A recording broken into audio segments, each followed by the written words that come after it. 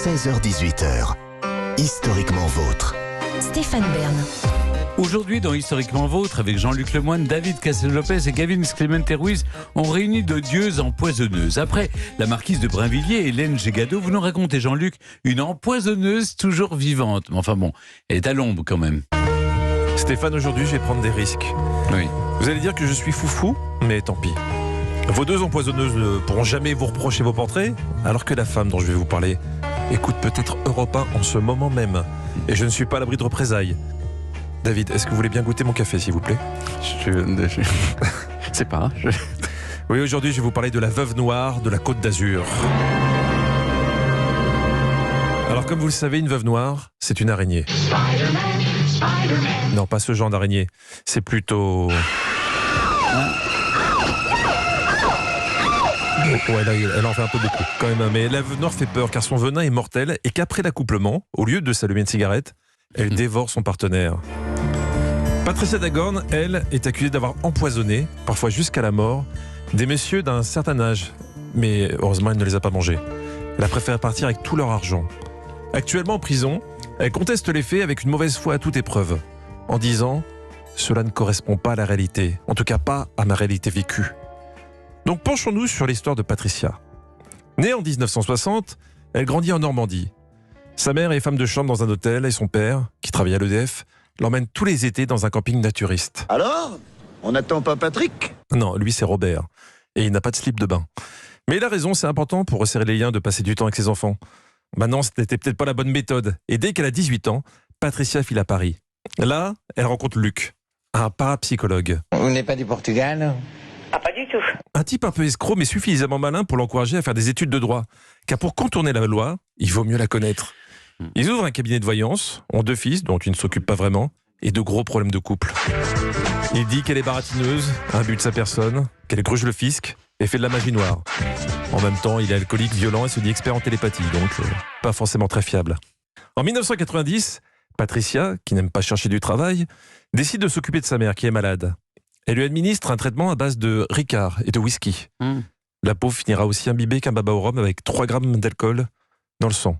Et ça, on le découvrira évidemment le jour de sa mort. Alors moi, j'aime le baba classique, ma mère cote. Ah bah, il est comme classique, ça, au rhum avec une chantilly à la vanille. Moi, pareil, Cyril. Avec de la chantilly. Donc bingo, Patricia hérite de sa maison et du million de l'assurance vie. Elle quitte son mari en 2010, après avoir pris soin de vider ses comptes et de l'envoyer en prison pour violence conjugale. Elle part s'installer sur la Riviera, où elle sent que son dévouement va faire des merveilles. Une fois arrivée, ce n'est pas à la NPE qu'elle s'inscrit, mais dans l'agence matrimoniale de Marivonne. Elle a alors 50 ans, elle est blonde et pimpante, et se fait passer pour une bijoutière qui demande à rencontrer des hommes plus âgés pour pouvoir s'occuper d'eux. Eh oui, Patricia aime les hommes vieux, qui vivent seuls et ont de l'argent. Elle démarre les rendez-vous sur les chapeaux de roue. Quelle est la chose que tu fais le plus dans la journée ? Pipi. Elle tente sa chance avec Michel de Nice, 65 ans. Mais c'est malheureusement une histoire sans lendemain, car il a à peine le temps de faire de Patricia sa légataire universelle qu'il est retrouvé mort dans un hôtel. Ça commence Comme par bien. hasard. Comme par hasard. La pauvre Patricia se console avec Francesco, 85 ans, qui confie à un ami avoir rencontré une femme plus jeune, avec une belle poitrine. Mais qui lui réclame de l'argent. Pardon, finis toutes vos chansons. Non mais... Je savais sur d'autres émissions que vous aimiez les génériques pour enfants, mais Sabrina, Ouais. je ne savais pas. Non, c'est aussi... Voilà. Donc, il dit qu'il a rencontré une jeune femme qui lui réclame de l'argent. L'ami trouve ça louche, et il a raison, car Patricia encaisse un chèque de 21 000 € et Francesco est retrouvé mort dans sa baignoire. Alors que d'après le même ami, il ne prenait jamais de bain. La police entend Patricia sur les 2 affaires, mais il n'y a pas de preuves, donc pas d'enquête. À partir de là, Patricia va faire une fixation sur les Robert. Eh oui, à cause d'un Oedipe mal réglé, elle va vouloir supprimer tous ceux qui portent le nom de son père. Donc parmi ses victimes, il y a Robert de Saint-Raphaël, 84 ans. Patricia ne m'a pas vraiment plu, mais je suis veuf et elle me faisait une présence. Pensez qu'il soit possible d'aimer sans passion. D'aimer sans passion. Bah oui, pas de problème pour Robert. Et pour la présence, Patricia, c'est quand même mieux que de parler à une urne sur une cheminée. Quelle horreur. Elle est d'ailleurs tellement présente qu'elle contacte rapidement un notaire pour faire rédiger un bail de location de l'appartement. Robert, dont la santé décline, va voir son médecin qui trouve des traces de Valium dans son sang. Comme la valise de Patricia est remplie de Valium, c'est la rupture.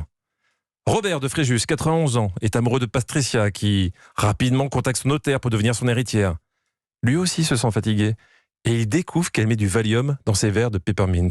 Mr. Cocktail. Oh, Mr. Cocktail. Nouvelle rupture. C'est au tour de Robert, d'Annemasse, 88 ans. Il accepte de l'héberger en échange de relations sexuelles.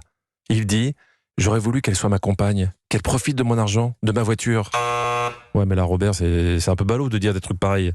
Par contre, Robert ne voulait sûrement pas qu'elle le séquestre ni qu'elle l'empoisonne. Oui, maintenant, c'est Patricia qui prépare tous ses repas. Et le problème, c'est qu'elle cuisine au Valium. Le régime au Valium, c'est meilleur qu'un régime sans gluten. Par contre, au bout d'un moment, tu tombes dans le coma. Heureusement, la police est alertée. Patricia est arrêtée avec du Valium et des chèques plein les poches. Elle est condamnée en 2013 à 5 ans de prison pour violence et séquestration. Et l'affaire permet aux enquêteurs de faire le lien avec les 2 morts de Nice. Et elle permet aussi à d'autres victimes de se manifester, comme Ange, qui devait avoir une tête de Robert, et qui avait retrouvé du Lexomil dans sa bûche de Noël.